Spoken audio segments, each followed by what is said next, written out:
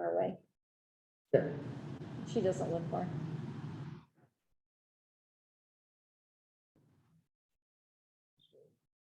Gosh. Oh, Rohan. Okay, I don't see Rohan here.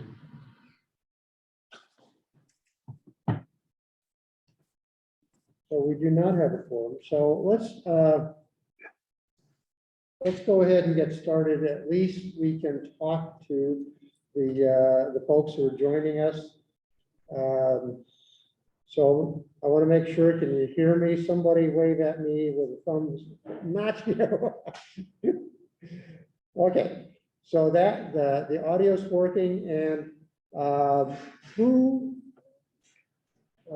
many of you have any problem getting into this as a meeting as opposed to a webinar? Because I see, oh, there comes Roland. I see names that I wasn't expecting.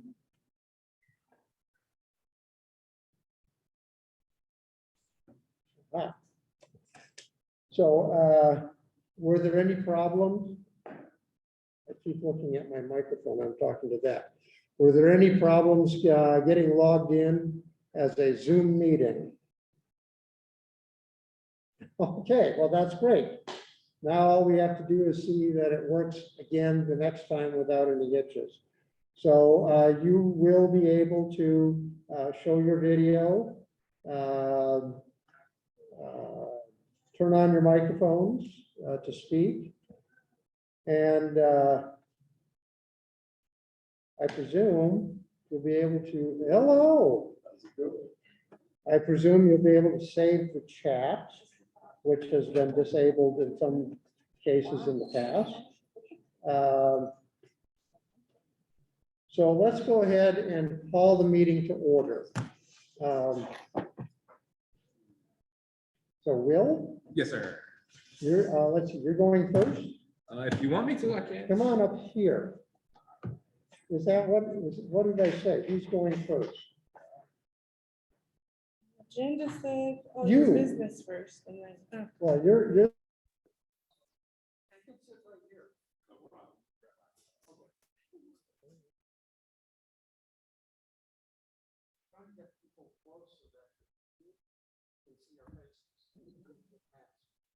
Okay, so this is an experiment. Thank you,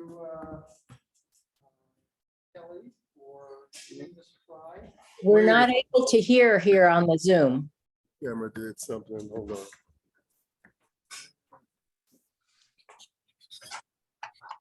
What's going on here? HD camera. Oops, hold on, that's the fourth.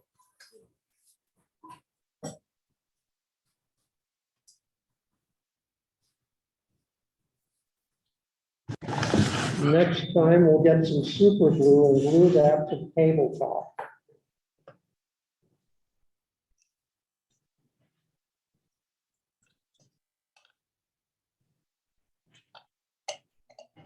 There we go. Soon to be, yes, okay. The call to order was at 6:05. We do have currently six of our 11 current members. And we really don't have a lot of official business to do. Let's start really quickly with introductions, and I'm just going to read across from the top and then around the table. So Angelo, start, introduce yourself. Hello, my name is Angelo Ragland. I am a member of the CPC Council. This is my first year, and I'm studying at UNM, but it's my first time at next Monday, so I'm excited. Thank you. Okay, how about you, Rowan? Hi, I'm Rowan Galhotra. I'm on the CPC as well.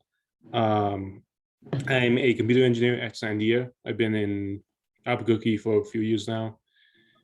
4 years as of January. So happy to be here. Okay, let's go ahead, Susie. I am Susie Sanchez Beg. I am a member of the council for a couple of years now. I don't even know how many. I live and work here in the southeast. Let's go to Tyler. I'm Tyler Richter. I'm a new member on the council and Angel. My name is Angel Garcia, I'm also a member of the CPC, and I work for the City of Albuquerque's Violence Intervention Program. And I guess that leaves me. I'm Mike. This is my 6th year, and I thought I would announce tonight that I will be leaving, stepping into some other support role, but not serve on the Southeast Council. I will be being nominated for a major medical charity fund that will start in January. So I will have plenty to do. So we are missing, let's see, Linda said that she would, she said she would not be here tonight. Ron, Archie, Samuel, and Chris are hopefully going to join us somewhere along the line. So this is something new.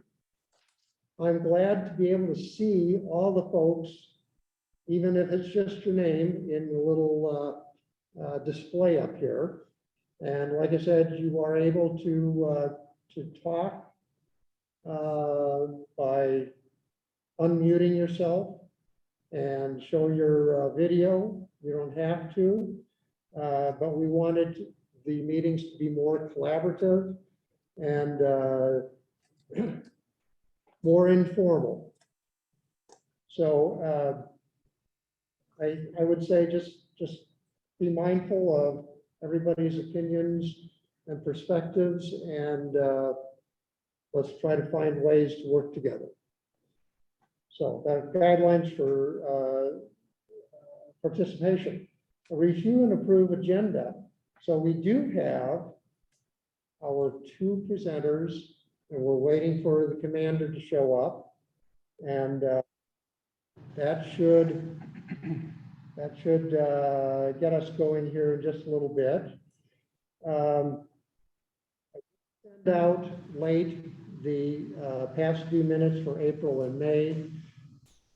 Since we have a quorum, if we have, if you've had time to review them, we can talk about that, see if there need to be any amendments and approve them, or we can do that by the online survey that I sent out with each of those documents. So your thoughts? Should Frankly, we- it's been so long that I'm assuming they're accurate, but I don't know for like, they seem fine. So I know that, let's see, at least 2 people abstained, and we don't have enough of the folks who were on the council back then to weigh in. So let's finish this work up. I propose that we finish the review and approval online through that survey. You'll be able to go in, read it, and say yay, nay, or move to amend, or to And then we approve them at the next meeting or what? if we have a majority voting in favor online, then we can report the results at the next meeting.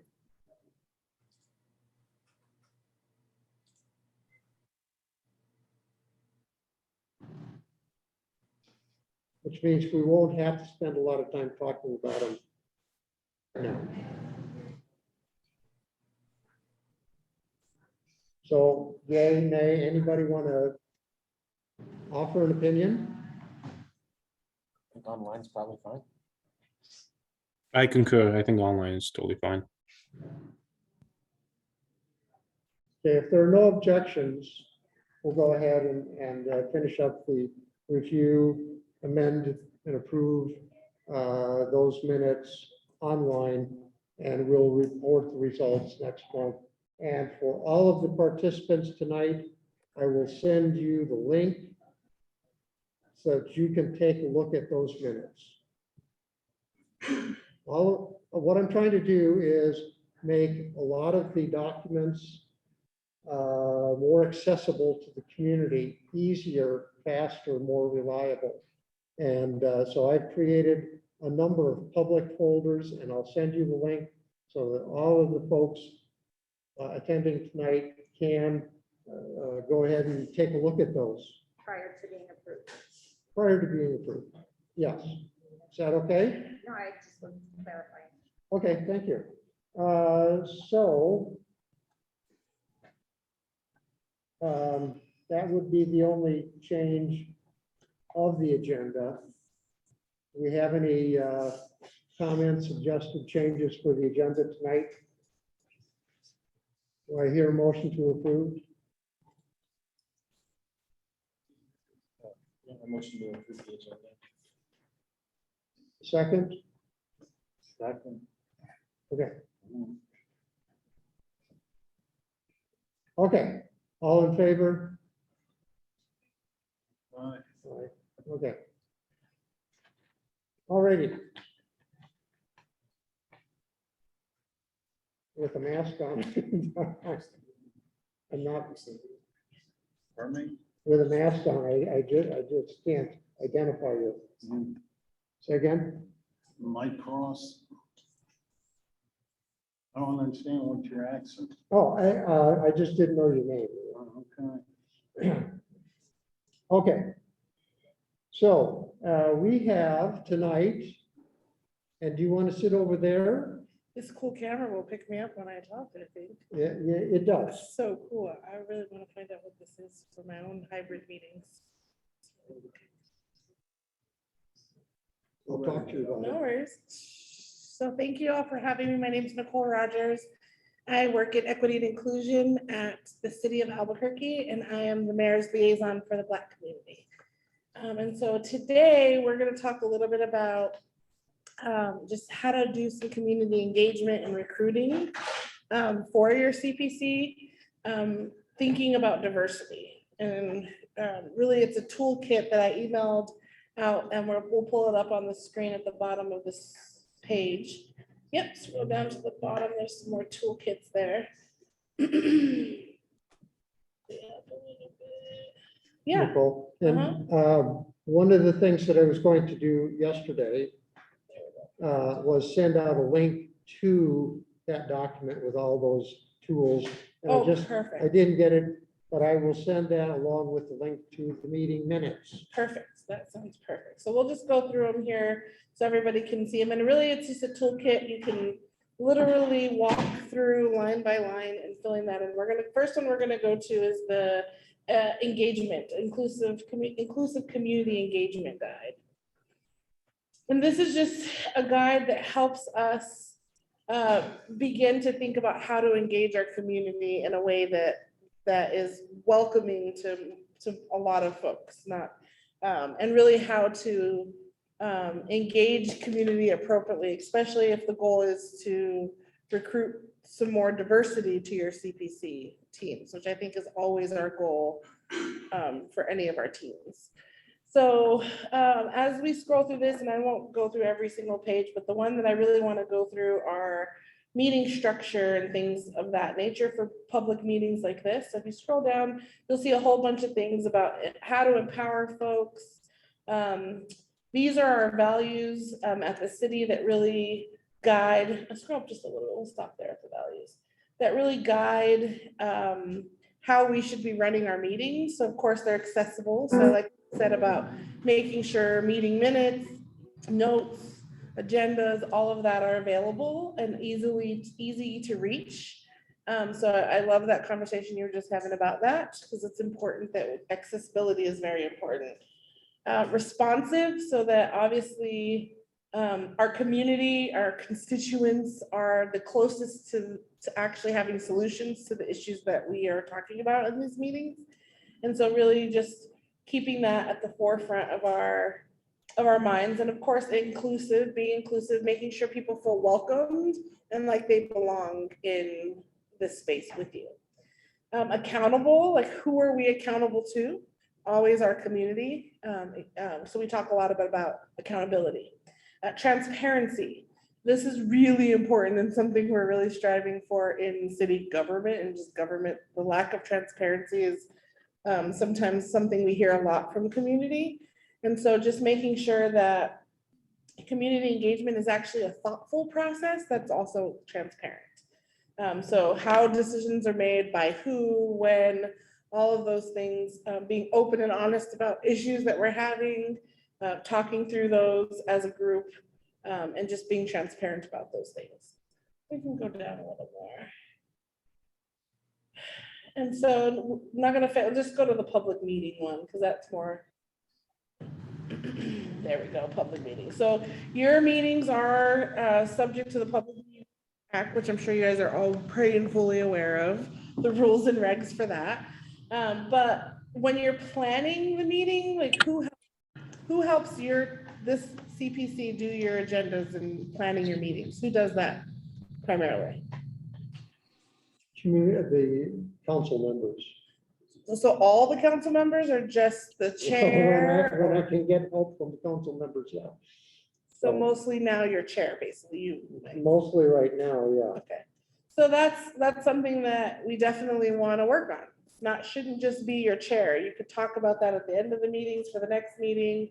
At least a way to get input from all the council members about what happens at your meetings. Actually, talking about transparency, I was just about to put a link into chat, but we have a online form for the community to go ahead and send suggested agenda items. For your community, but what about people here? They do this, they use the same form? Oh, or- yeah. Okay. Yeah, it's a public, and I've advertised it for several months, and I've gotten 2 responses. Yeah. So I think it's just, and again, these are just ways to make sure we're being inclusive in our meetings, of course, of the people that are also in the room with you and on Zoom.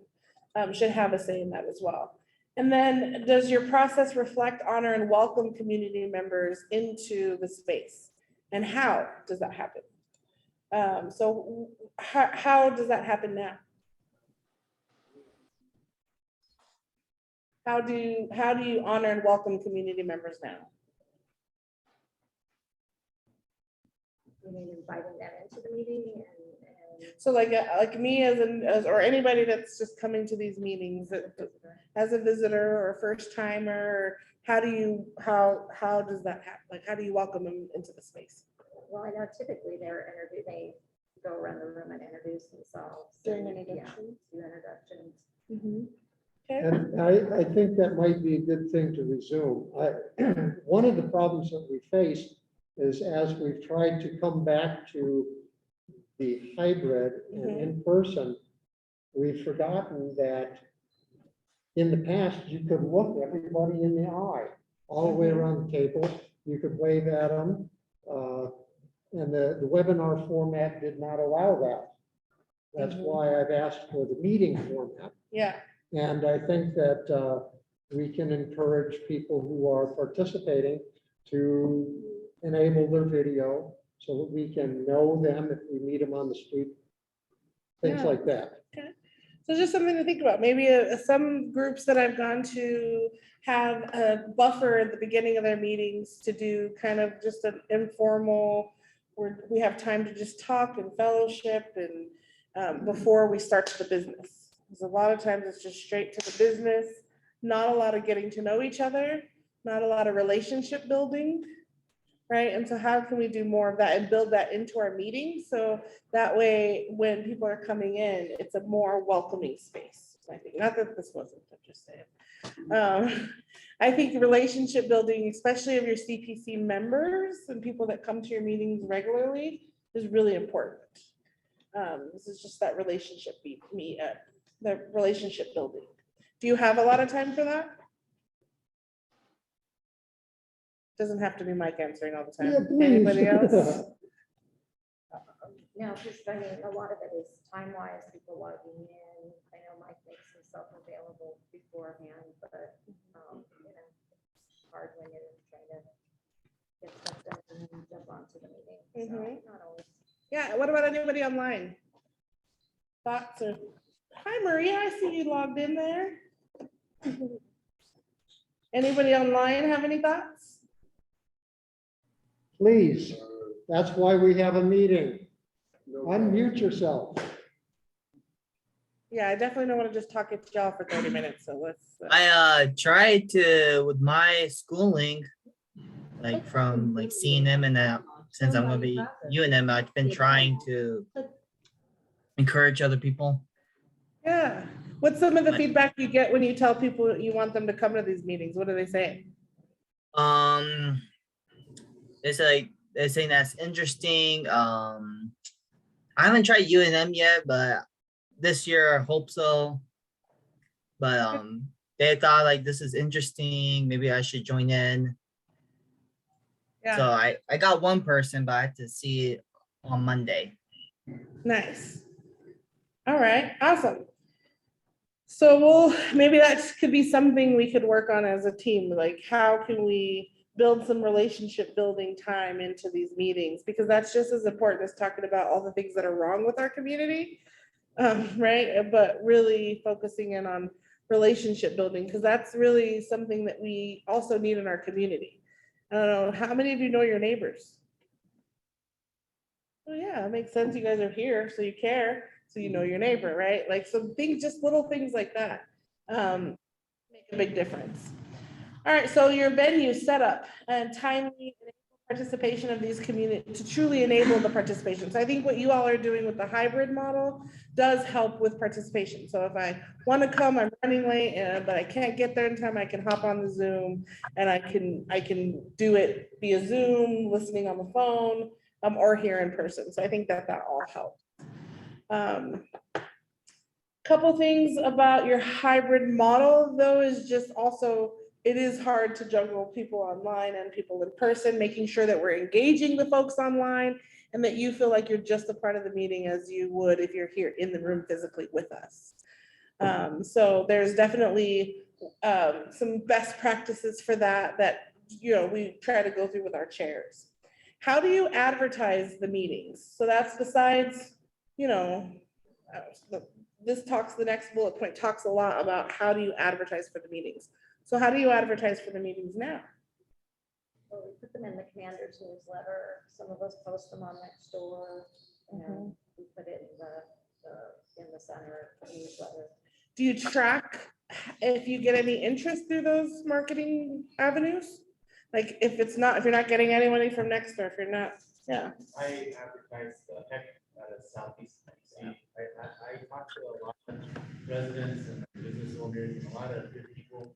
Yeah. There, I'm always talking just to get involved, you know. Yeah. What do you think is a barrier to them not coming? Actually, I've heard from all the individuals that I've spoken to, residents and residential and business stakeholders, really positive, like they're interested about it.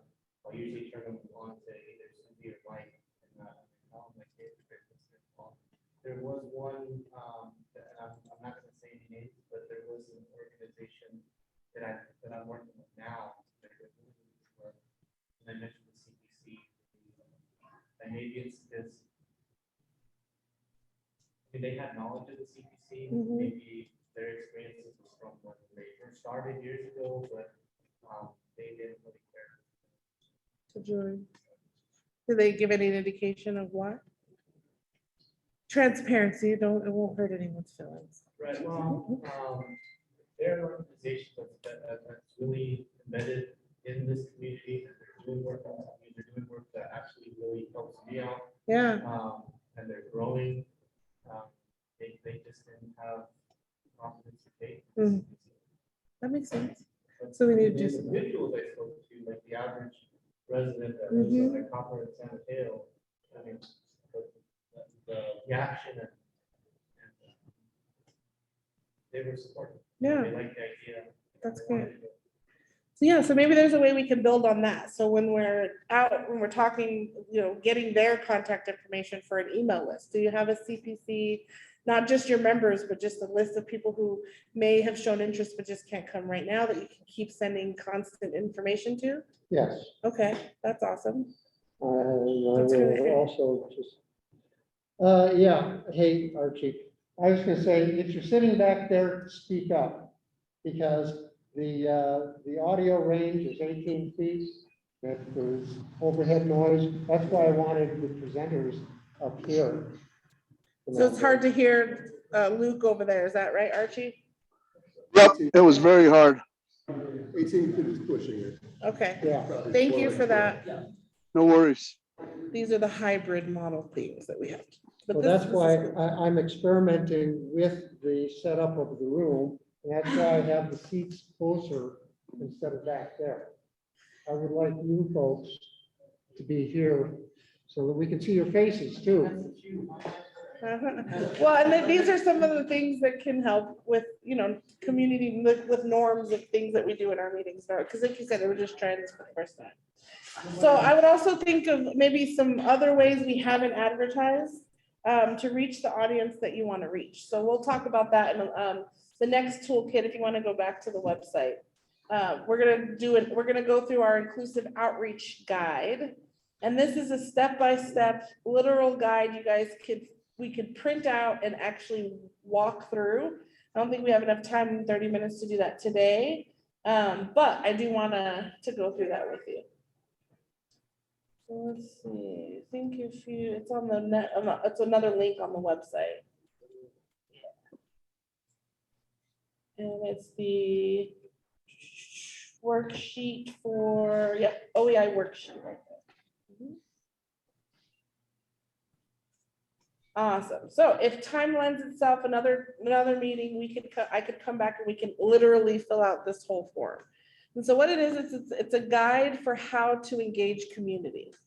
And people are like, I don't need a guide for that. Well, it actually helps us to begin to think about what we don't want to do when we're talking about engagement. So what type of communication or community engagement do you want to engage in? And so there's different ones like, are you literally just inviting people in to sit and to listen? Or do we really want input? Do we want community to own this process of the community policing? Or is it really just we're tokenizing our community? Yeah. You can always say, Mike, time out and let somebody else talk. That's okay. But one of the things that I've been concerned about for several years is that the meetings were too many presentations. Mm-hmm, We call it in the military fire hose. Here's everything you need to know, mm-hmm. instead of having a dialogue, That's right. conversation. And so that's one reason for having the meeting format tonight instead of the webinar format. Yeah, We're absolutely. trying to get back and forth communication. Yes, absolutely. We definitely want people on Zoom to be able to communicate and to interact and to talk with us, for those of us that are in here. So what I'd like to do is schedule maybe a time where we have more time to go through this and teach about, community ownership versus marginalization or even tokenizing our community. I mean, like, well, we have to have community input, so you have to be here. We need you to be here, but we really don't care about what you say. We don't want that. And then what your goal is. So you'd be surprised. I've sat with departments and they're like, yeah, no, we're in the tokenization mode, which happens, it's the truth, especially when we talk about diversity. We want to have one Asian, one Black, like that's tokenization, right? Where we're just trying to put people on so we can check the box that we have one from each of the groups. And that's what we don't want, right? We want to go to ownership. And then also considering, should you be providing your advertising in other languages?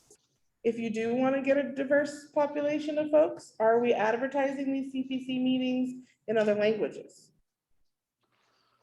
Very good point. Although we are going to start make our brochure in Spanish. soon. Yeah, so our office is all about language access. So we actually have a list of languages most spoken in our neighborhoods.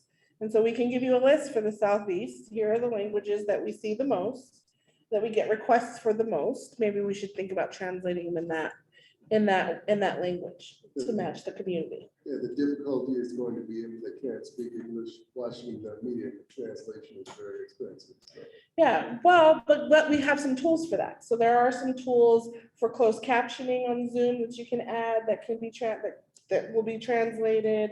That automatically do that for you if you have closed captioning on. They can change the language to help with that for folks that are online. You're right, in person, yeah, definitely. But we do have resources for that too in the city that can help you out with that. The CPCs wouldn't necessarily have to incur that cost, because the idea is we do want diverse, and the truth is in the Southeast, a lot of people don't speak English. English isn't their primary language. They probably do speak a little English too, but it's not their primary language. So that's a big part. The other thing is, how equipped is your team to deal with open conflict? I saw some faces. That tells me there's something there. So how do we do that as a CPC, as a Southeast Command CPC? How do we openly deal with conflict do we have a process for that? Because these topics that we're talking about will beg that, will bring up, like the stuff we were talking about is hard stuff. What topic? Any topics that come up in policing could be, I mean, some of the things that you guys are tackling when you're talking about how to. You know what, last month, I don't know if everyone was tuned in to last month, I made a statement last month where I felt that this CPC was not fulfilling the mission of the CPC, and I still feel that. But looking at what can I do better? Maybe it's a change in my own process to where not just for the board members, but for anyone that attends. What I want is I want a response. I want feedback. I want criticism. I want, hey, have you thought about this? I want ideas for the initiatives that I have in place. And it's hard if I can only talk about it at the CPC meeting in a 10-minute spiel for someone to process that and give me that feedback right away. So I'm thinking maybe 2 weeks before, I could write a memo summarizing what's happened in the last month and what we're doing about it. You guys have some time to digest that and then provide me with that feedback, because I truly feel all these meetings, I have not seen one recommendation. I have not had any type of even criticism. And I'm welcome to criticism, like, hey, you guys need to do this better. I haven't got anything from the CPC. It's frustrating, because I know that you guys care about this community, I do too, but I look at what the mission is of the CPCs, is to look and analyze and critique and look at what we're doing and say, yes, good to go, or let's try something different. Yeah, thanks for sharing that, 'cause I know that's hard. All right, so I think before we respond to that, you probably wanted to, let's just take a breath to digest and really hear what you said. And I don't know if you consider that conflict, but just my sticking point is maybe we could try, and I could work with the board, but because I was thinking, well, I already have a newsletter, but the actual ops and initiatives that I'm doing, if I can get that to you guys a few weeks in advance, maybe that's some meeting time during the meeting that I You can can get have that and it can turn into a recommendation. Yeah, that's a great suggestion. We do have in the past, as a result of our summits, CPC summits and the strategic plan, we had a goal of having more regular community discussions called working groups and committees. And those have sort of fallen by the wayside, because I'm going to tell you, there's an awful lot of workload going into just trying to do monthly meetings. Awful lot of work. And we need to spread that wealth. And one way to do it is to have regular, and it can be in person and Zoom hybrid meetings that go online. You've got to speak your mind and be accountable to the public, transparent, and say, I'm really frustrated with the commander's response to such and such. We put it up there and other people can weigh in, then maybe they will be encouraged to come to the next discussion. Yeah, I think, But that's something that I'm trying to work on, is get these working groups. My big thing is homelessness. yeah, that's a big, yeah.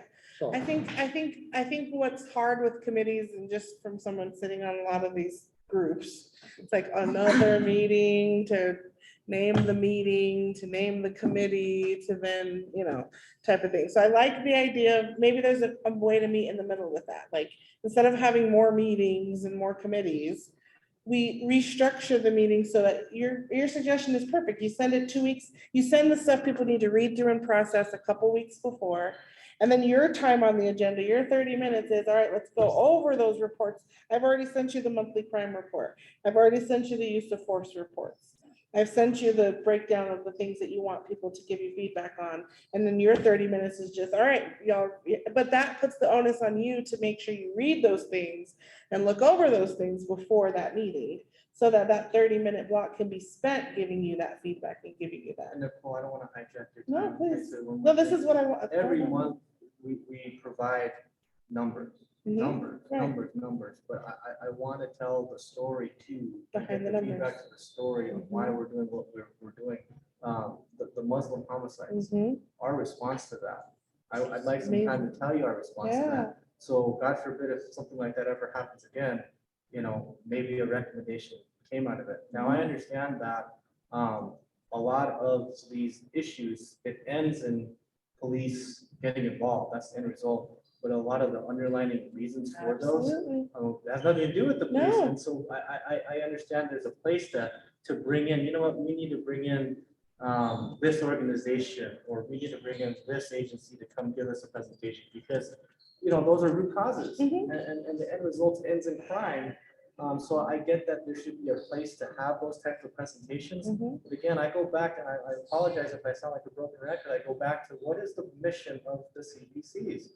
And I think we need to get back to that, What is the mission of the CPC? to know what your police department is doing, what operations we're doing, what initiatives we're doing, and give recommendations on that.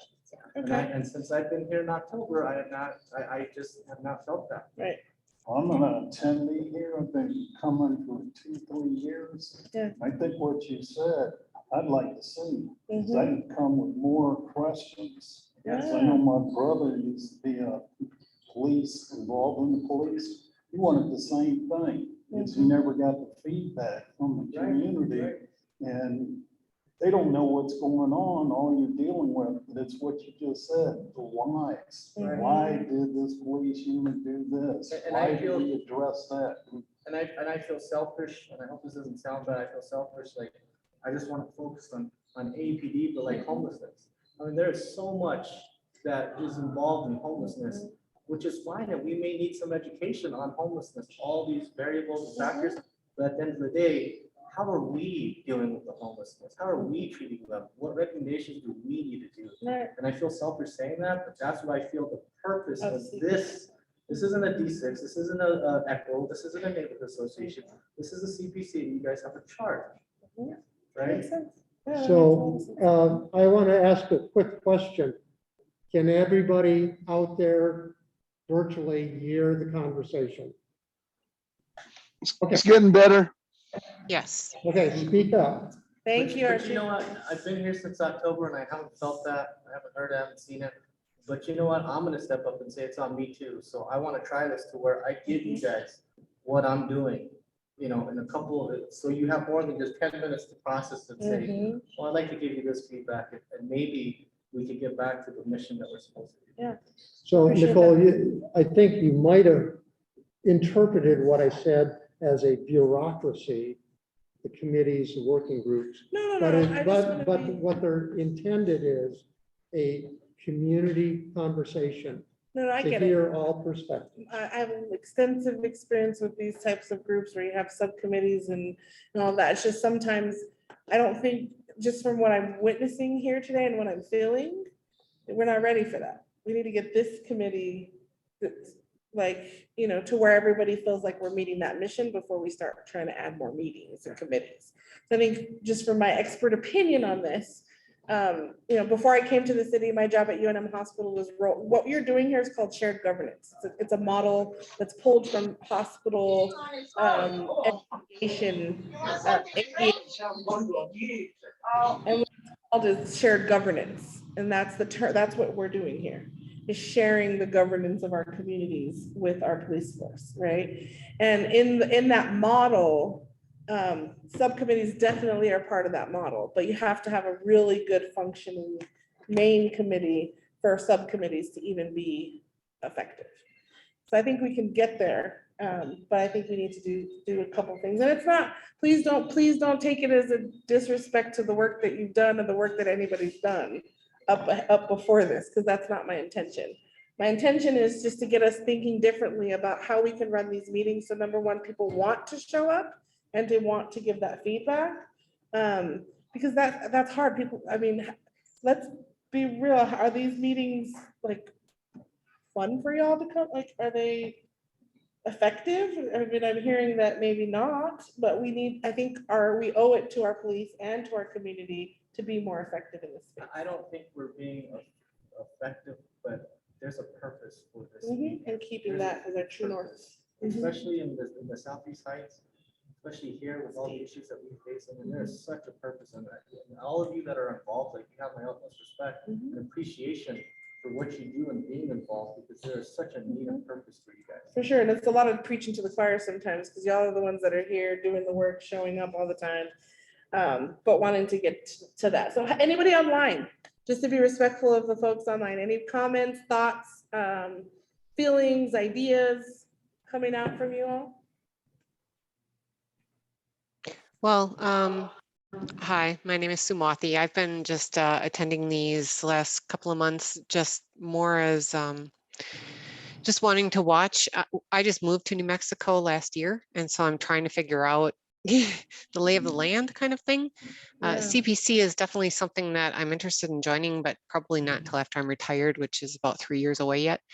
But I wanted to get kind of a sense of what is going on in the community, because from where I moved from to here, crime is much worse here, much more violent crime here. And I was just trying to use these meetings to observe and figure out why and what are people doing about it? Is anybody doing anything about it? So that's what I've been using these meetings for. Apologize that I'm not on video, but I don't have a laptop at home, so I just have a desktop. No worries. Thank you for sharing. Can I ask a follow-up question? Sure. Sure. Do you feel like you attending these for the last couple of months, you feel like that you're getting that information about what I do. we're doing? Yeah, I do. I feel better about it, because when we first moved here, it was so overwhelming because the crime was so much worse. And I thought, wow, what are they doing in the homeless situation as well? And so I feel better about here. I feel like, okay, there are people that are noticing, are engaging, are trying to change things.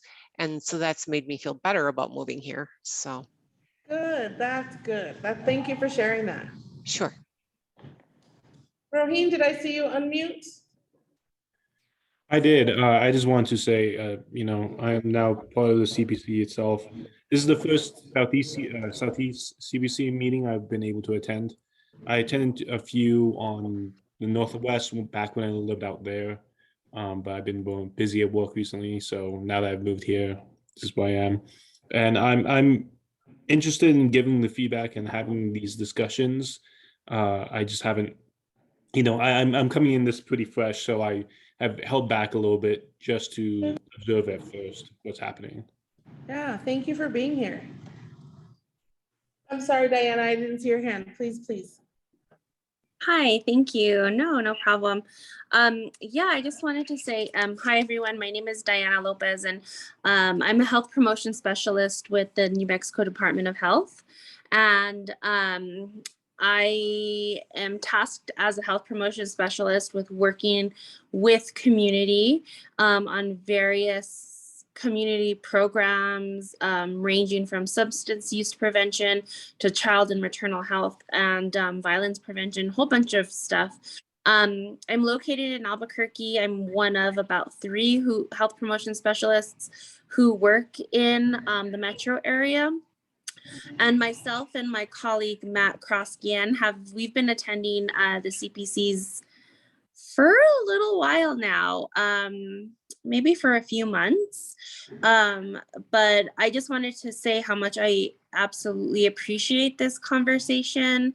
I've heard some really great things from the various CPCs. Again, I try to attend all of them. But I do have a question. I was wondering if the other CPCs were going to be moving towards this sort of format instead of the webinar format. I would hope so. I think that this is absolutely wonderful and a great way to interact. And I'm just really looking forward to the interaction that's going to come from this kind of open forum. And adding to that one question about the webinar format, are community members like myself, representing obviously DOH and my work in the community, are we welcome to attend in person, or are we trying to keep maybe the number of people in the room to a smaller number? Those were my questions. And I just want to say kudos to the work and the conversation that's going on today. I feel like it's such a great movement forward into welcoming that community voice. Let me address that really quickly. Until this meeting today, I did say that we were going to limit it to 20 attendees, not knowing who would show up. And for 3 meetings, hardly anybody showed up in person, even though I kind of twisted arms. So I would simply ask that you be respectful of others' health concerns. And that's why I tried to, set up the room this way. And we're hoping to have more in-person participation. You can shake hands when you walk out into the parking lot afterwards. Yeah, and I think that's the right answers. We don't want to discourage participation in any way, shape, or form. So if you absolutely want to be in person, I think people know the risks now that we've been with COVID for 3 years already? Yeah. So I think we can leave that up to you as adults to understand those risks and those protocols for coming in person, but we don't want to at all ever discourage folks from coming either way that they're comfortable. So yes, we'd love to see you in person, Diana. And community members are absolutely welcome and can come anytime, and my time's going up. So let's take the last 2 questions because I'm getting the hurry up with the time. Maria. Hey guys, sorry, I was surprised that I was on camera today because this is the first time. So I was like, you guys get to watch me cooking dinner a bit there. But I wanted to say kudos to the Southeast CPC for really thinking about this and bringing Nicole in, because she's amazing. And really, I always in our echo sessions talk about being hard on the issues but easy on the people. And so like this is a great example of like really thinking about how we want to do it. And I always think that the CPCs, our echo sessions always have like a specific topic and a specific case. And there's a reason for that, but I always feel like the CPC is the place where everybody has a space to talk about whatever their concern is and to really give feedback on whatever the issues are of the time. And sometimes that's more timely than the ECHO program can do. And so, I mean, Nicole, I'm going to be calling you for some feedback on what we're doing and how we're doing it as well. But I just wanted to thank you guys for thinking about this. And, if there's any way I can partner with you guys more effectively, you just say the word. Thank you, Maria. Appreciate that. We go way back. Who does Maria work with? Oh, I introduced myself. I'm Maria. Whoops. Oh, no, I am still. I work with the Public Safety ECHO program that is focused on the Nob Hill University area, but really anybody can attend it. So if anybody wants info, just email mwolfe@cabq.gov. And Archie, Maria's being very modest, but Project Echo is something that started at HSC, Health Science Center here in Albuquerque. That's a national, or actually international model now that was used in healthcare, and that's where I know Maria from our healthcare days. And it's really an effective model that worked in healthcare to be able to help our specialists there give training to specialists and doctors and providers, even nursing, in our rural areas. So it helped us just be able to share best practices, all kinds of amazing things. And we're bringing that model to public safety, which is really amazing. So Awesome. Thank you for that. Yeah. Angelo. I have a question though. Cause I know like since I'm like the youngest of all the members, and it's kind of hard for get younger people like my age to involve like this kind of stuff. I was wondering if you guys have any tips for me. Yeah, I think for youth, definitely, that's one of my big focuses is how do we engage more youth. I'm also in charge of the Mayor's Youth Advisory Council. So we do a lot of engagement trying to get people onto that council. And I'll tell you straight up, youth think these meetings are boring. Yeah. And it's hard to get, and that's why I'm just being real. I think that's part of why if we can restructure the meeting where we have some relationship building stuff in before we do the business, it helps with that kind of stuff. It helps with people wanting to feel like we have camaraderie, we have team, we're all in this together, right? The one Albuquerque theme. So I would definitely say we need to shake it up and add some fun to these meetings because it's not just the CPC. I think it's just in general, sometimes these things can be really dry. And it was the same at the hospital when we were rolling out shared governance. We literally had to build in things that made nurses want to come to these meetings instead of going to their breaks or their lunches. And that was really hard to do. And so we had to build in some of that time. So we can work on some of that stuff as well on how to engage youth. But I think we really just need to make it more friendly and welcoming for youth to want to come. So I think that has to be a part of the conversation if we want more youth to come. So Angel says he has a comment, Sure. and I'd like to Turn it over to honor our other guests and our other guests Yes. Sorry. with enough time tonight. Yes. So like my only comment was like going back to what Luke was saying, I run commander language. I run commander for over 2 years now, and every time I came at him with an idea or any suggestions, he's always been very receptive and very willing to help me bring that to the community. So what I heard a little while ago was a call to action, not just for the CPC meeting, not just for the members, but for the community as well. He will listen to you guys and he will try to help bring anything to the community, because I know this man and that's just the type of person he is. That's awesome. And I'm willing to come more. This is my neighborhood, so I'm invested in this neighborhood. I bought a house here. My kids are here. So I'll make sure. Mike is saying that he wants to step on his chair, you know, I mean, I'm just saying. He wants to get over. But I'm sure there's probably people who've been here longer than I that would want that opportunity. I don't want to come in and do that, but I will pledge to be here more and to maybe we need a CPC, Southeast CPC retreat. Like I love retreats. I'm good at them. It's a way to build relationships, to bond each other and really do some strategic planning around what you want to see in your group. Let's not make it about eating and drinking, though. We had one. Well, you We had have one. to have food and not drinks, but have to have some Okay, food. but, so, Thank you all for your time, and I'll get my contact information in the chat. So anybody, please reach out if there's anything I can do to help, and I'll make sure to come to these regularly too myself. Thank you so much, Nicole. Thank you. Okay, Leave yourself. yeah, make sure you don't have any audio, video, on. An audio microphone or speaker here. And do you have a presentation slide? Yeah, I do have a small, quick presentation. Okay, can you enable screen share?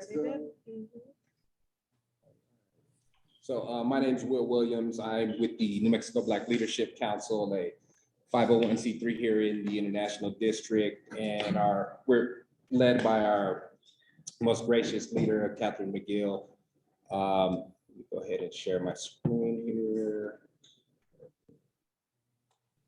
I grew up in the International District in the 80s and 90s, and doing this work is very, it's close to my heart. So I'm definitely committed to this work. I've seen the community go from a good community in the 80s to where it was at in the 90s and to its current state now. And it's disheartening. There's a lot of work and there's a lot of people that are committed to doing the work. So that's one of the good things that I'm happy about. Go into a little bit of the brief history of how the Uplift Initiative got started. Let me see here. Back in 2014, Catherine McGill's organization, the New Mexico Black History Organizing Committee, conducted the African American Community Economic Transformational Study. Over 3 months, the study collected and analyzed data that served from service providers and opinion leaders within the African American community in central New Mexico. The analysis of the data led to the following recommendations: to create a hub organization. The New Mexico Black Leadership will function as that central hub for organizations in central New Mexico. In our community, Leadership and Development Institute, established Leadership Development Institute for our community.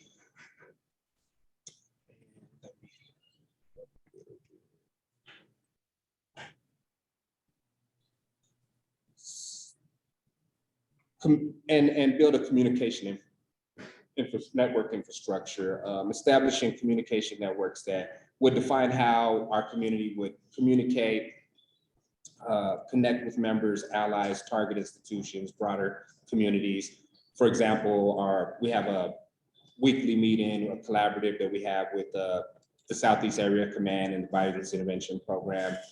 And so we bounce ideas off of each other and discuss issues that are going on in the community to try to figure out how we can streamline solutions for those issues. So looking at the bigger picture, New Mexico Black Leadership Council focuses on 5 areas of impact with the Uplift Initiative. With the New Mexico Black Leadership Council, we focus on these 5 areas of impact: advocacy, civic engagement, health, mental health, physical and financial, leadership, workforce development, cultural vibrancy, positive youth development. These are our 5 primary areas of focus. And from that, the Uplift Initiative began once the pandemic and the shutdown of everything started happening in 2020. So the Uplift Initiative focuses on the long-term community well-being and resiliency. Our goal is to create a real-time resiliency portal to provide information online to individuals who need temporary assistance, an easy one-stop portal. Build a volunteer-led organization's messaging capacity. So we work with we have a part of our initiative is called the Chisholm Table, and we're able to give micro grants to different organizations in the community to kind of help us with some of the groundwork as far as messaging and getting our messaging out to the people that we need to get it to.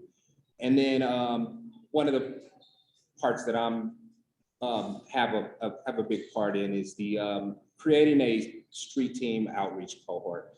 And so main mission is because of the shutdown and due to the COVID pandemic, many of the most vulnerable communities were affected by the shutdown. And so we want to provide some of the services that were affected because of the COVID pandemic. In our community, there's already many underlying conditions that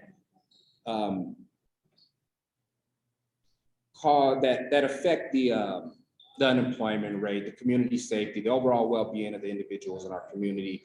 So our main focus with the Uplift initiative is to connect community members with mental health resources, job training, vaccine confidence information, broadband relief, voter registration, and we're also doing criminal record expungement for low-level nonviolent crimes.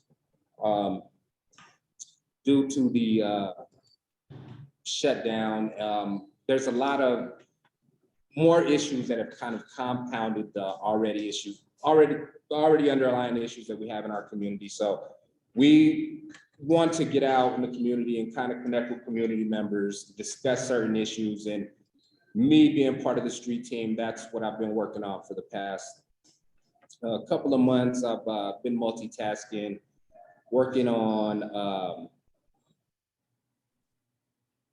a GIS map for multi-family units in the International District. We're the most diversified community in New Mexico, and it's one of the highest condensed areas in New Mexico for multi-family units. And we have a lot of high crime in our area as well. One of the collaborations that we've done was we've gone out with a VIP and ACS to some of their community walk events. One of the community walk events back in June, or was it May? May have been May. Yeah, Trumbull Park area.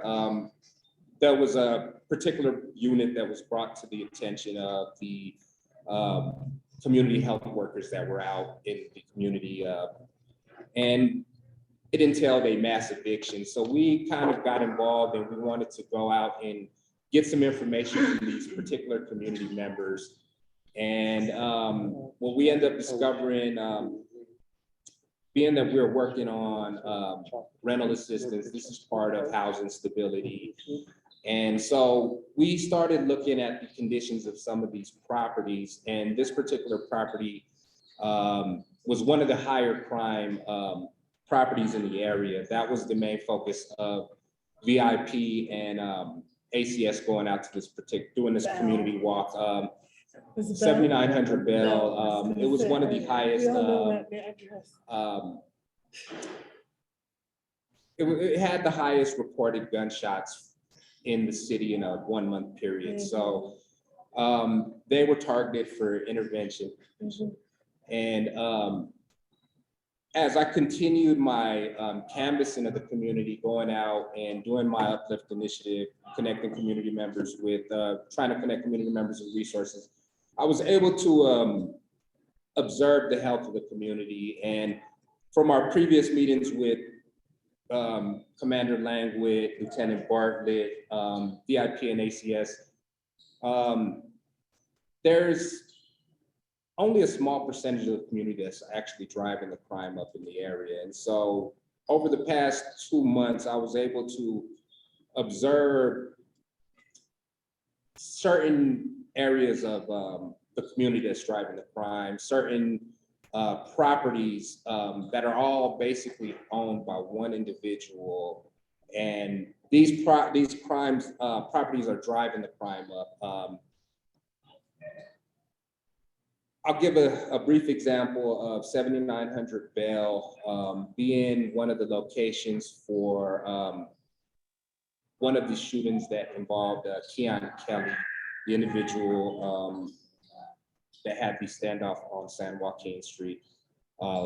And so there was a shooting there. He was a suspect of that shooting, as well as another shooting over on 436 Grove.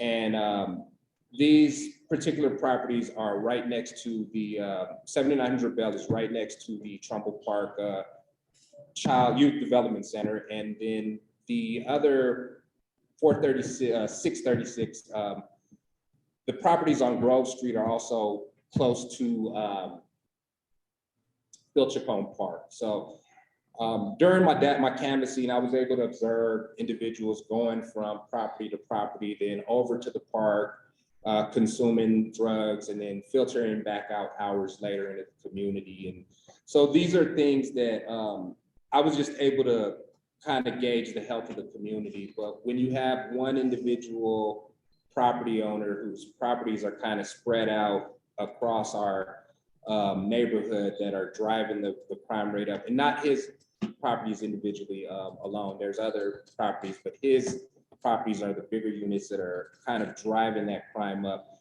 then it has to be addressed. And so we created a case study initially for 7900 Bell. We were able to contact the Housing Authority, and we were able to get the case study over to them. They were able to address certain issues, but however, there's certain holes in the system that just seem the process isn't working fast enough. And so from our initial visit at 7900 Bell to a month or two later, having another shooting with Keon Kelly involved, and then a standoff later on with the same individual, kind of speaks to some of the things I think Commander Langwood wants to be addressed. You know, what are some of the holes that can be plugged? And we had a debrief with the APD about the San Joaquin situation. And from that discussion that we had, I'll have one recommendation for Commander Langwood. There was a particular point in time where the suspect could have been apprehended. He went outside and he laid on his back trying to get his air, and then he eventually went back into the house before the fire had started. And there was an opportunity where he could have been apprehended, but because there's certain rules of engagement, I'm not sure if these were from the consent, I don't want to say the consent decree, the federal agreement that they had. So these are certain things that can be addressed. So that is one recommendation that I have, that they need to revisit the rules of engagement for these certain situations. And then also there's no policy for engagement when there is a youth involved. There was from the press conference, they did show that there was concern on the police department's behalf, because they looked at the individual and they questioned if he was a hostage. So that was one policy, but then there's no other policy as far as prioritizing the actions. So that's one recommendation that I'm not sure how that would work, but I want to bring that up. And I think we probably discussed it also at our debriefing. But so this is some of the work that we do at New Mexico Black Leadership Council with the Uplift Initiative. All of this stems from going out in the community and doing work related to rental assistance and housing equity. And you get to gauge the health of the community when you're out there. You get to talk to people and you get to see firsthand how they're affected by the crime in the area. You get some feedback from the community members as far as what their concerns are. And then also we can bring that to the table and discuss it with Commander Langwood, Lieutenant Bartlett, and the APD command. So I'm thankful that we have our partnership with the Southeast Area Command, VIP, and ACS. It gives us that opportunity to bring this type of information. So I'm currently working on what I have on the screen is the second part of the case study. The first part of the case study was specifically of 7900 Bell. The second part of the case study is going to have all of the properties from this same property owner of 7900 Bell. We're going to add the crime statistics and so on and so forth. And then how can we address that and put it, at least try to curb some of the crime in our community by dealing with these particular properties. And this is just, it's part of community health. I mean, this affects the community. You have kids that can't go to Phil-Chacon Park. You have kids that can't go to Trumbull Park. So these are things that, you know, Commander Langwick brought up, you know, homeless. Mike brought up encampments and homeless. So these are that need to be brought up, but these are all, it's all a whole, and this all affects our community as a whole. So this is the work that I'm doing, and thank you for having me. Can I say one thing to that? Let's get closer to the microphone. I want you to hear from me that I think it's so awesome with the work that you guys do. And this, to me, is my take, is an example of a true partnership. Because it's not just me asking for something from you guys. I mean, it truly goes both ways. I mean, we had an incident where we had a young woman, a mother, running down the street. A child was involved. She was naked. She was having an episode. We had to respond to that. How did we respond to that? Was it the right way? Was it the wrong way? And to be able to hear from members of our community and to give us feedback on that was important, right? And then also we talk about, you know, you may have some neighborhoods where there are minorities. Are they being over-policed? You know, are we spending more time in these specific neighborhoods than other neighborhoods? And we have our justifications, whether it's data or what, but you go back to that community policing sense where it's like, hey, the community needs to step up too, you know, and fix these issues, right? Because I'll tell you right now, there are some issues that's happening that ends in crime that we need help with, you know. So having a partnership like the New Mexico Black Leadership Council, it's been great, you know. So kudos to you guys. We've had conversations, we had meetings with them where they're looking at our policies, giving us suggestions and ideas. We're providing education to them as far as why we use these particular pieces of equipment, right, for these particular incidents. And the last thing I'll say too is everything evolves. I don't know if evolves is the right word. So when I was a SWAT lieutenant, I was in charge of the SWAT team back in 2018. The policies that I had in place, think about how much has changed from 2018 to 2022. Best practices, policies. I mean, we work for you, the community. So as the community evolves, we need to evolve as well. And our policies need to reflect that too. So having a partner like you guys to help us draft those revisions, give us some ideas, it's been invaluable. So thank you. Is the owner on 7900 Bell, is it a company or an individual person? Yeah, they're a nonprofit. Who is it? Can you tell? Yeah. Can you tell me who that is? Yeah. Because what I think the city can do on our end is, what I've been concerned with is which landlords are getting city funding.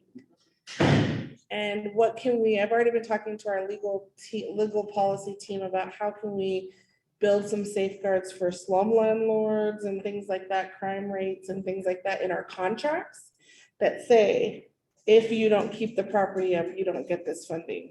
If we see excessive crime at your properties, you won't get refunded, basically. Because I feel like some of these properties we may be funding.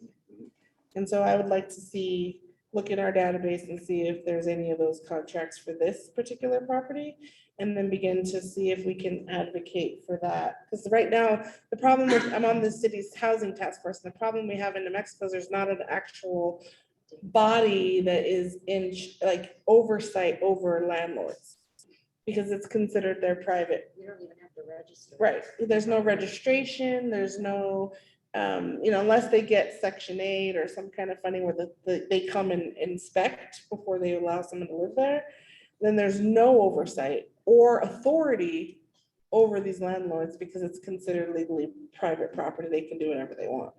So that's part of the issue. So we're already, the city's already talking about, you know, legislation around or ordinances around rent caps and rent control, and that's a way heavier lift because the private owners don't want that, right?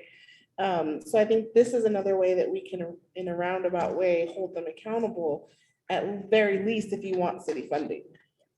We should hold them to a certain standard. So I would love to know who that is, so I can look into look into their contracts and see, and then just straight up talk to the mayor and be like, yo, we're funding these people that are driving these. And we need to stop funding them. Believe me, I was so ecstatic when I had heard when Lieutenant Bartlett told me that you guys were deploying out to 7900 Bell. I was like, Oh, yeah, we heard about that at our first block party. That walk-in one yeah, I stop, was like, just here. using the shot spotter data, that's where this is where we have to do it. But you guys are doing great work. I just wanted to tell you that Commander Langwood is here with us today, not for us. You don't have to sweat that much anymore. And also, you guys had your Open house. Open house, yeah, I Yeah, missed that it, I was- was sick, so. Oh, did you? Yeah. There was a lot of, I don't know if you have a final head count, but that was. Yeah, there was a packed. lot of people, yeah, it was good, it was good. Mhm. That was pretty awesome. Thank you, Will. You're welcome. Thanks for having me. Is it our turn? Your turn. It's your turn. I see that you got the back and forth between me and Amir, and we'll have to talk about that offline. So Amir, we're gonna have a discussion some other time, but right now, the commander's gonna go ahead with his presentation as he usually does. Right, mine will be quick. I'm just gonna talk about two things. The first thing, if Amir's still on the line, Mike and I had a conversation yesterday, and the way it's happening now, and Jose and I are gonna go back to the drawing board and we'll brainstorm this. But even with the numbers, and I know I said earlier how I don't just wanna give you guys numbers and not give you the story. So two things I'd like to try out, I'd like to pilot, or whatever the word is, for next month. One will be getting you the numbers probably 2 weeks in advance as well. Amir does amazing work with showing the comparisons with previous months, and he can even do an analysis with it to see where we're trending, if we're trending in the right direction with different crimes. So you don't just have the numbers, but you have like an analysis. So we're gonna get you the numbers with more time too. We've been getting it to him the day before because Jose wants to get it the last like 30 days just to have that. But I think even if we have like a week or 2 week delay, as long as we can explain what variables was happening during that month, it's gonna make sense. The story will make sense. So we're gonna get you numbers sooner, so there's more time to make that analysis. And then, And we're gonna have the discussion about what you heard today from. Yeah, there's another perturbation in this. Okay. Going on, so. we'll talk, but, come by the office, we'll chop it up, we'll figure it out. Sure, The I can do second- that. The Yeah. second thing, and I just mentioned it before, giving you the more qualitative, the story piece of it. I want to say there's about 3 or 4, and I'll just, a debrief of the Muslim homicides. So I'm gonna write this all up and you guys will have it next week. I didn't know that there's an email blast, not just for the board members, but the attendees, the community, to get, and especially if we're working in an environment where the community members have a voice, that's great, right? So the Muslim homicides, Phil Chacon and Wilson Park are parks next to schools, so they're being prioritized as far as the encampments and the unhoused population. We are doing enforcement. I'm gonna break that down and what that looks like, because I'd like, again, your guys' feedback, like, yes, this is good, this is bad, consider that. So it's gonna be the Muslim homicides, what we're doing with the parks, especially with Coronado Park being shut down. How much of an increase are we seeing in the Southeast? Are we seeing an increase? Are we not? Is crime coming out of that, and what are responses to that? So those are the two biggest things. And then we have a rise in robberies and shoplifting. Shoplifting is not bad. It's a small rise. But what are initiatives and our plans to reduce those? So I'm gonna write this up, what we're doing to address it, what your officers are doing. I will get that to you next week, and I'm hoping next month's meeting, we can talk about it. and see if it leads to any recommendations or anything like that. I have an incident going on, so I'm gonna step down, go to the scene, but Jose is gonna give you the numbers. And I'm hoping in the future we'll have an analysis to follow with it. So thank you, everyone.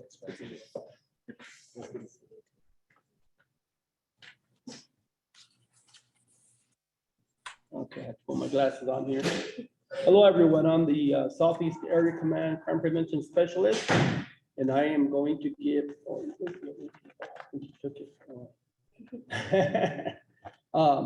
I am going to give the July 2022 CPC, the stats for the CPC. The first category is crimes against persons.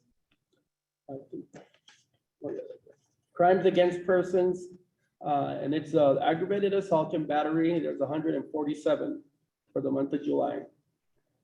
Criminal sexual penetration, there's 7.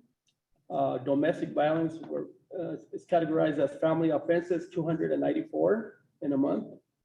On homicide, it says 0, but these stats are not totally accurate. There's 4 kidnappings, 31 robberies, all types. Simple assaults, there's 17. And then for property crimes, there's 51 auto burglaries, 113 auto thefts, 40 commercial burglaries, 5 forgeries, 0 frauds, 104 larcenies, all types. Recovered vehicles, 20, residential burglaries, 35, vandalism, 65. And then disorderly conduct, 109, drug violations, 35. DWIs are 18. And calls for service for July for the Southeast Area Command is 8,918. And the use of force statistics for July is a total of 16. And the level 1 is a 5, level 2 is 10, and level 3 is 1. And that is it.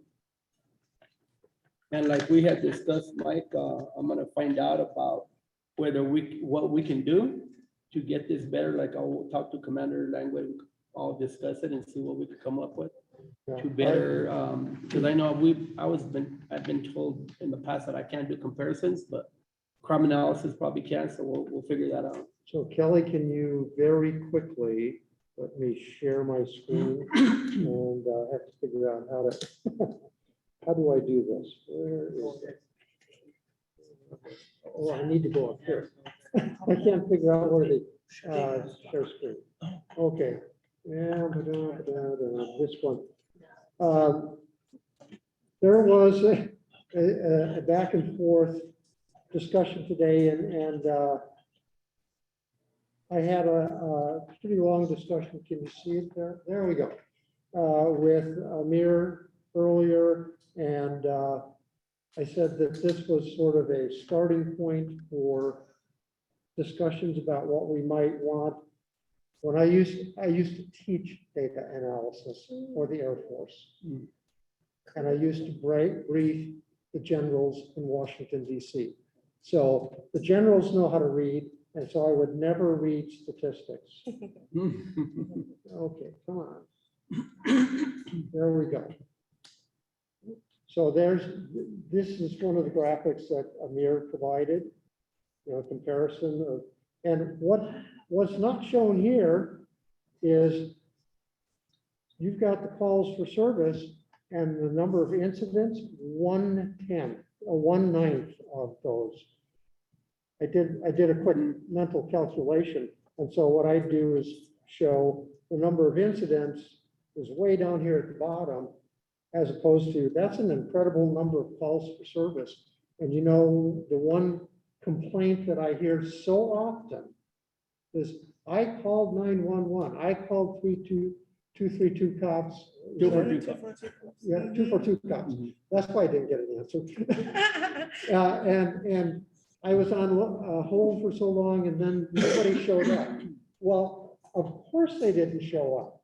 You've got dead bodies in the streets. You've got 9,000 calls for service, and you're only able to do 1,000. And actually, that's low. That's low from what it usually is. It's I know. usually over 10,000 Now, on average. do you think that dip in those is because of the calls ACS is taking instead of? I guarantee you it is, Yeah. because they've taken like 1,000 calls off Yeah, of that looks APD. about, Yeah, that looks yeah. about right for yours. So what? And I pull the calls for service and I see where ACS has taken a lot of calls, quite a bit, Yeah, which APD should not have taken anyway. Right.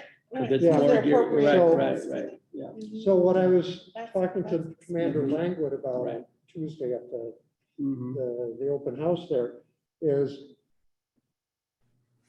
rather than reading this information, you can say, look at this, family offenses. So I was I've just- commented on that Mhm. previously, that family offenses can be among the most deadly for law enforcement. Because you're going into a volatile situation, there might be drugs, guns, who knows what's happening, and you frequently don't have the advance notice. So what I would suggest is, here are the statistics, and what you might notice is 300 family offenses. That's a You don't need to read 294, 300 offenses compared to half as many aggravated assaults. So there's a lesson to be learned here. So, and then this is what Amir provides to show trends. And so I tried to meld what Amir had sent earlier today with what I created just from reading your Yeah. your Can report. you go back up to that last one? Which one? This one? One more. This one? Yeah, look at that. Family offenses went way up. So Jose, Yes, sir. I made a little note, I showed it to Commander Langwood, Mhm. but maybe, the start is with you, like just preliminary talks of these crimes against persons, Mhm. like everything, all the categories on here would be, these are all perfect candidates for the Trauma Recovery Center, Mhm. once we get it in Yep. full swing. Mhm.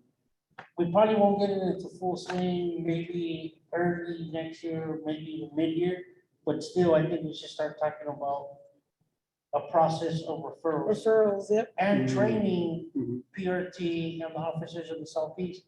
Because I know Commander Langwood, we'll pilot it here Yeah. to get those 294. Yeah, We could that's- really, we that's could do really, really bad. interventions there. And we It's just- really bad. Yeah, And he's making referrals, restorative justice referrals to us too.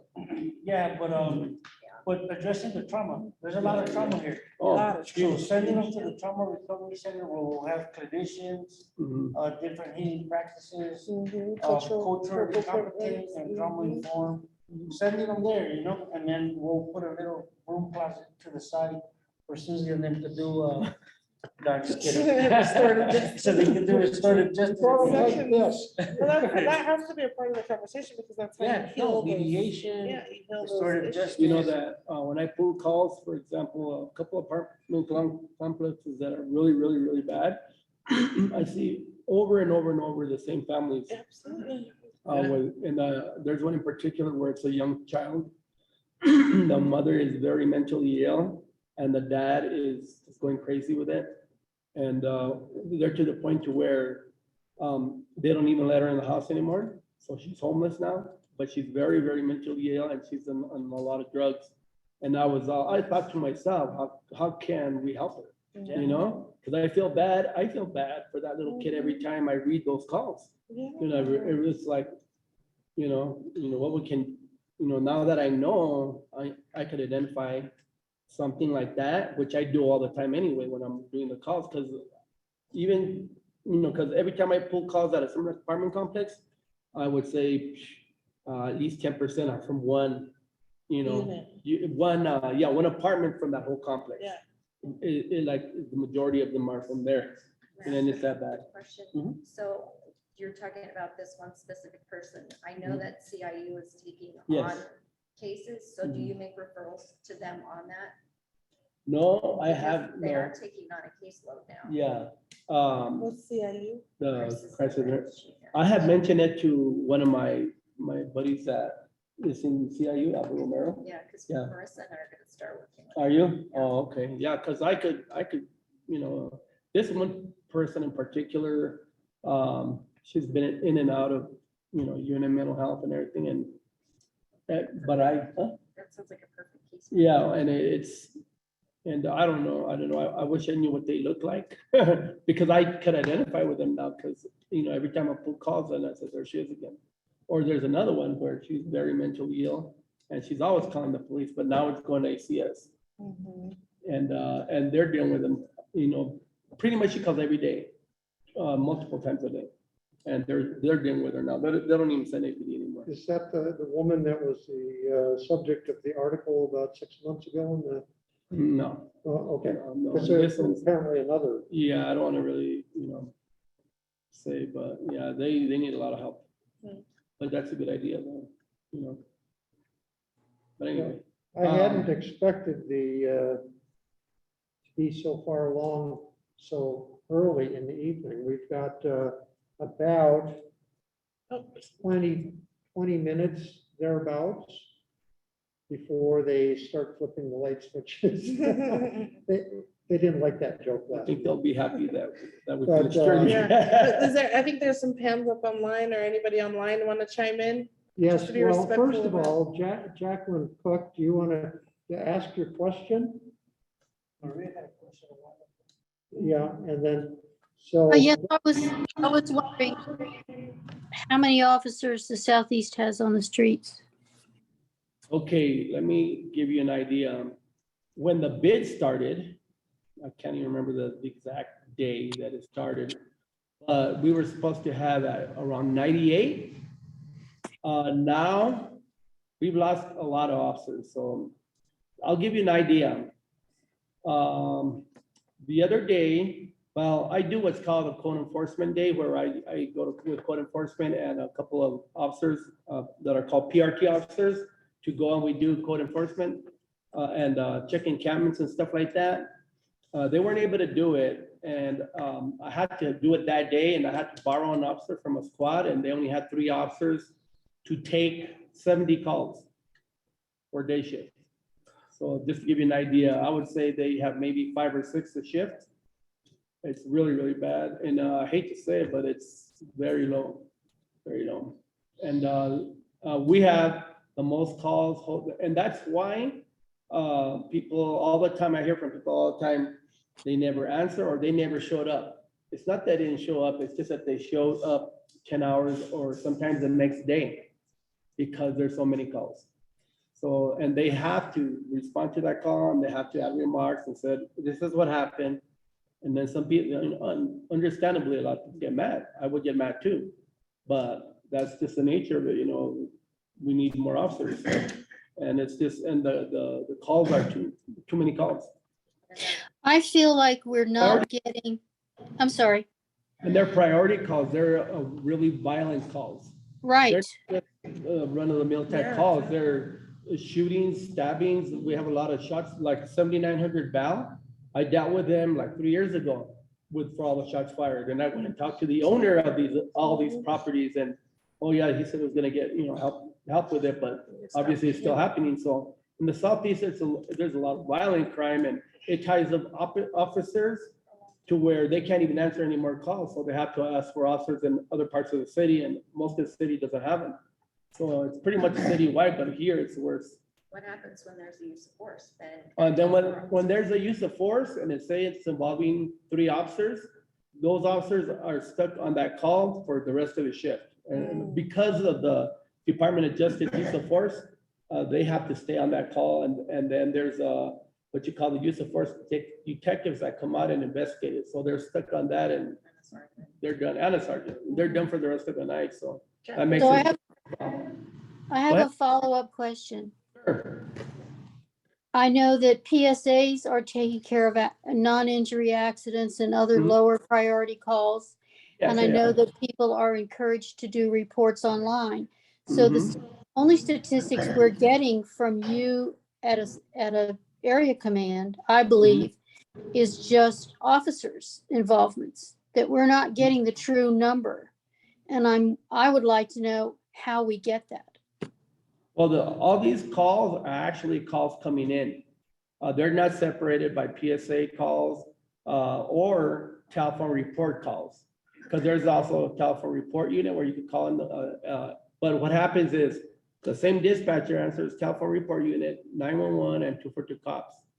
So that's why it takes so long. Yeah, the same because they don't have enough dispatchers. The same one answers the same call. So if you're on a 911 call, the reason you will have to wait for 242 cops is because she's busy. Right. So, yeah, so but like I said, all the calls, when I get the statistics, they're not separated. You can't separate them because what we do is when I look it up, it's on what's called Crime View. It just gives the actual calls. It doesn't separate them or anything like that. So you think that 8,900 is the total number of calls? Yeah. What was it? I was. If 8,900, the numbers, is that the total amount of calls? Yes. between the 22nd, 17th? Yes, yes. Yes. But not including online reports. Correct. Yeah, because it's actually a call for service where they actually get a call and they have to go. And that could include PSAs too. See, and PSAs or police. That's not even the calls that are given to ACS. Right. So they're, I spoke with ACS one day and they were telling me that they're taking about 1,000 of our calls per month. So and that's why they normally, for the longest time, the last 30 years I've been doing this job, it's actually about 10,000 calls per service, usually. Do these So- numbers reflect online? No, these are Which just is- calls no. for service. No, So they're all Jacqueline, just I think, calls. I think what we're hearing is a suggestion to also get some data around online Mm-hmm. reporting also. Yes.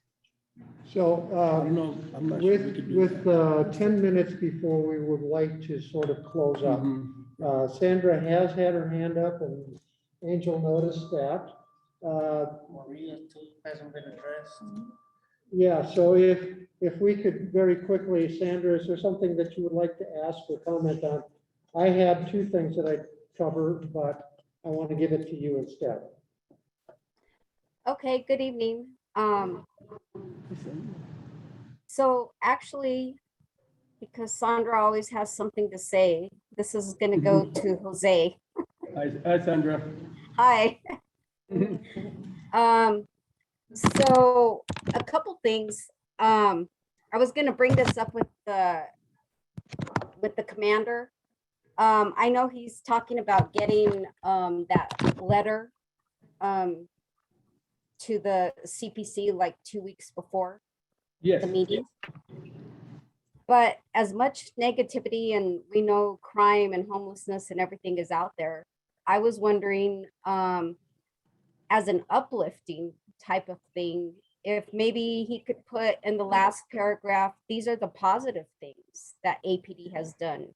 We've gone to speak to a classroom full of kids, or, we've held some kind of an event for children, or just something positive that you all do, because I know APD does positive things for us, but Well, we're in all my report, I'm sorry, Sandra, in my report, I actually have that. Oh, but did no you? one wants to hear that, but I'll tell you what I did. I did 7 community meetings, 4 in person and 3 on Zoom. I did 3 CPTEDs, which is the crime prevention through environmental design. And then I do a crime prevention presentation. I have a table at Kirtland Air Force Base.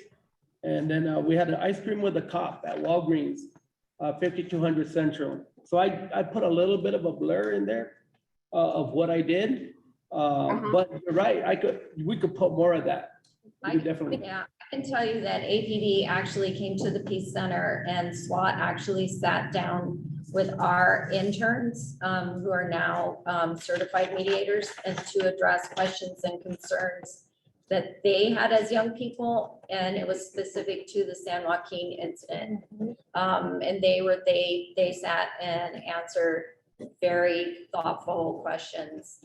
And so, not So, only. because I know like there's like the community is like, well, how come you guys didn't do this and why didn't you do that? But if we could get some positive of what you do for Right. us, because within this community policing, to kind of help balance out. So it's just not all negative. That's true. Yeah, I saw, who was it at Emerson Elementary? There was a APD officer playing soccer with the kids. Yeah. At that school, at the Back to school, back to school, school. yeah. event, We yeah. posted those pictures Kelly, too. let me in. And then the other thing, Jose, I know we're all vulnerable when we go out on the street, but I'm just gonna speak for my category of being a single woman going out. And as the president of Elder Homestead, I walk the neighborhood frequently. And so the statistics of the CSP and the kidnapping to me have gone up maybe a notch. And so that's concerning for me as a single woman.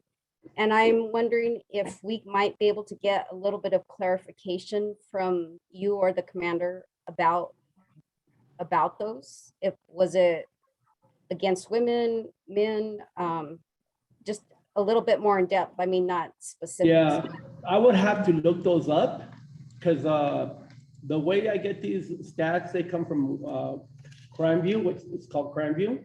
And I just get whatever calls came in. But I don't know. What I could do is go to another website to where I could just pull up those calls for the month and then give more of a clarification. I know I keep asking you for more and more, and more, but. That's okay. That's okay, sir. And then Mike, just as a suggestion, weren't you going to be inviting somebody from the Real Time Crime Center to come and speak? What? The Real-Time Crime Center. Yes, I think that would be a marvelous Was she talking to you, presentation. Mike?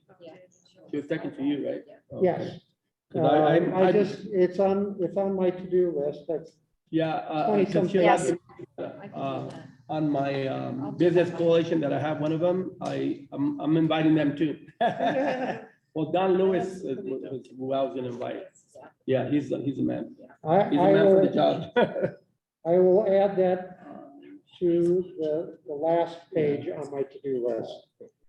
Okay, because I know, yeah. I don't remember where it was mentioned, but because of the break-ins to homes and criminal damage, that homeowners can share their Video. footage with the real-time crime, and just send it to them right away. And so I think I would like to get more information about how that works from them. And that's it. I'll shut up. Have a good evening. Thank you. No problem. Have a No good need to- one. No need to shut up. This is good. So Yeah, it is. Communication. I have a quick question. I hope that we're all sort of peers in this meeting here. For those of you, anybody who is looking at their chat, down in the lower right-hand corner, there's a little smiley face, and then there are 3 dots. And if you hover over it, it says more. If you click on it, it says save chat. Can anybody test that? Somebody like Jacqueline. Lets anybody save the chat. That puts it into a memo on your desktop. Yeah, this is another reason that I wanted to go to the webinar, because we want to be accountable to answer your concerns and questions. And if you can't save the chat, private question that you asked us, it won't show up in the webinar chat file. But if you can save it here in a meeting, then you can go back and say, hey, I asked you this question on August 18th, and it's 3 months later. Are you going to answer it? And then at least you have a record of it. I'm really all about transparency and accountability. Okay, I tried saving it and there is no option to do that when I press the more button and then do the scroll. Yeah, Okay. mine says emojis. We might have. Yeah, take part of- that's what mine says. Whoever the Make it available. hosts are Yeah, usually. the host has to, yeah, you'll have to do that. Yeah, Did it let you? Oh, good. So maybe it's just it's- the device too could make a difference. Yeah. we'll have to look at the the guidance online probably and not figure out phone how to lines. do that. Okay. Okay. Well, any quick questions or comments suggestions? Anybody elaborate? This is Archie. Elaborate on what actually happened with the CASA agreement? What was done away with, or what we're actually with the CASA agreement? You know, he asked about the new information about the cost agreement. We've met compliance on some new. Oh, I don't have any information on Yeah. that. I wouldn't even want to give the information. 'Cause I'm not- He's like, I'm not "But qualified for the it. DOJ does have all of that and all of the reports listed on their website for that. So that's where I go when I want to find out what's happening with that. What is it, the Smart CASA? No, I literally Googled DOJ Albuquerque CASA agreement and DOJ's website came up. And it has all of the reports and it has everything, compliance levels, all of that there. So you can actually read the report from the DOJ about what new compliance measures we've met. And Archie, I don't remember if it was the meeting that you weren't able to join us on, but I do have the presentation 2 months ago on the CASA results, the IMT. And I'll send you a link to that on YouTube. I appreciate it, Mike. What's the follow-up on the gateway situation we have? I don't know. Gateway situation? They're supposed to bring the homeless. Oh, yes, I just met with them. We can maybe have someone come. Christina Patajon is the gateway administrator that I work with most closely about. And I know that they're wanting to open, I believe in January was the last We can- update that I got. We had a presentation, was it January? Yeah, January or February. So we can ask for her to come back and make a presentation. Yeah, they've done a lot. I know OEI was involved in helping do some spiritual cleansing of the space because the security guards were talking about some ghosts that were around. Like, when I worked there for. Or if you can get it to me, Mike, I can get it to Mr. Mike Cross. I recognize him. How's it going, Mike? All right, how about you? All right. Thanks for attending. Yeah, so that we've done a lot of cool stuff. There's another candidate for our CPC. Hey. Field trip. As long as you get those roosters and eggs. A field trip to walk through there and see what they're, what they're doing. It's pretty interesting. Okay, so it's coming up on 5 minutes still. We need to break down the equipment. Kelly needs to include the recording. If you go online to the city website, you get my email address, which is a forwarding address, so it doesn't jeopardize everything in the world on my email. So you can find it on the city website. And if you have questions or comments or recommendations, whatever, please email me and I'll try to get those out to the other CPC members as quickly as possible. So with that, we conclude. Thank you, everybody, for coming online. Good seeing you, Nicole. You too, Archie.